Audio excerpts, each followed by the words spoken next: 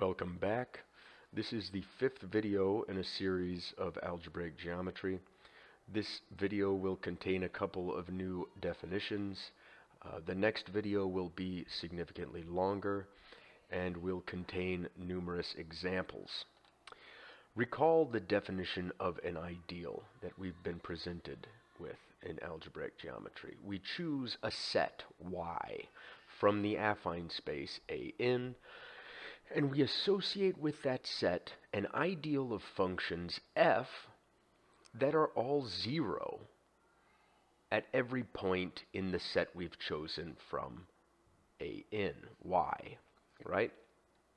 And we think of this as sort of a mapping from AN, the affine space, to the ring of polynomials, where we take the set Y and we send it to an ideal in the ring of polynomials. I hate to harp on this numerous times, but I think it's worth clarifying at every single opportunity. Recall also the correspondences that we found between geometric objects and algebraic objects. The geometric objects in the affine space that we found correspondences for included irreducible sets associated with the Zariski topology and points also associated with the Zariski topology.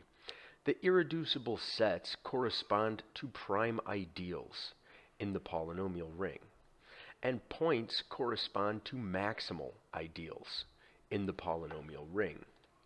We have our first new definition, coordinate ring.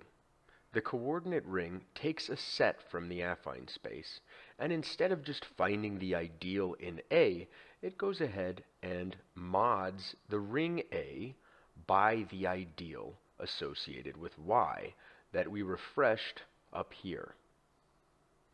So, a couple of new inferences given from this definition of coordinate ring. We can tell what happens to these coordinate rings if we choose an irreducible set for Y or a point for Y. Let's see what happens.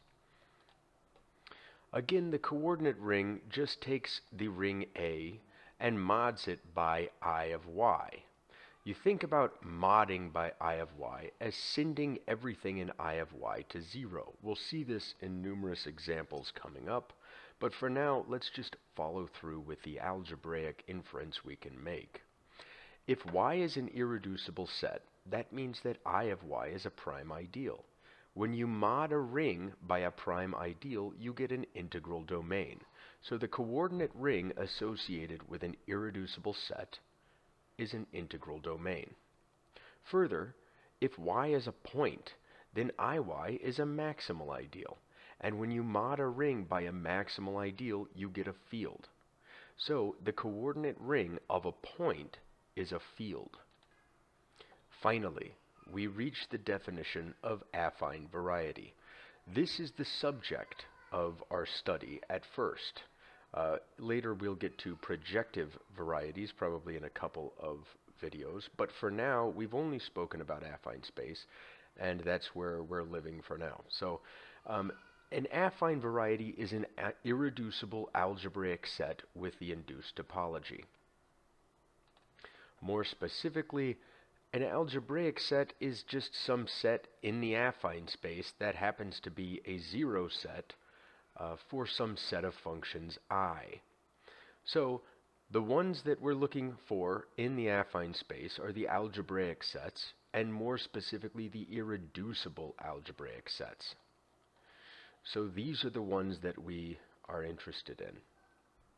It's worth noting that points are included in the irreducible sets, and that prime ideals are included in maximal ideals. They may be maximal, but all maximal ideals are prime ideals.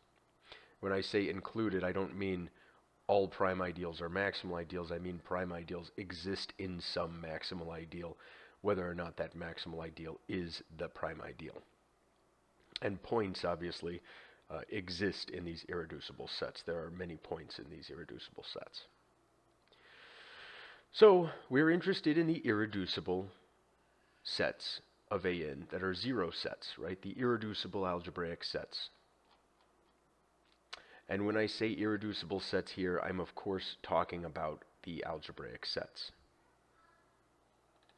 If all of this is a little bit weird to you, that's okay. We're about to do a crud load of examples, starting with a few very simple ones and moving into a few worked problems from Hartshorn. If you'd like to skip the next video, I completely understand. But do note that the only way to get good at this, unless you happen to be, a Terrence Tao or somebody like that, is with quite a bit of practice, as you'll see with a couple of the examples I bring up next time.